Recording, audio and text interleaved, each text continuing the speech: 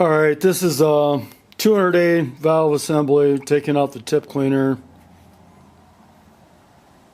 Have to look at the other video, but got the block out, got the rod out, the nut out, and everything.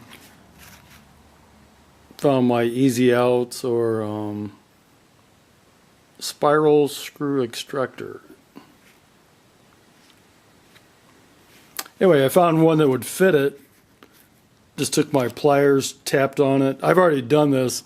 I was amazed how easily it came out. I thought it would come out hard, but after using the torch, I don't know how much difference the torch made, but the easy out or screw extractor, if you got the right size. This is the brass piece on the end of the new tip cleaner that has to be removed to before you can put a new one in, obviously.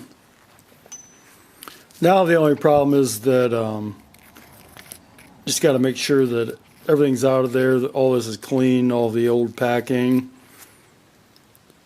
Then you can install the new one. I think the new ones are extremely hard to find. I have ones made for a 502 stove, I believe. But the rod where it fits in here is pointed the wrong direction. So when the tip cleaner's up, your generator will be down.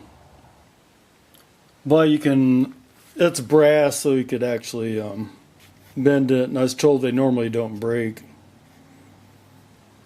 But anyway, that's really cool. I always wanted to take one of these apart, see how it's done. Normally you just tighten them up if they leak, but anyhow, I hope this video is helpful.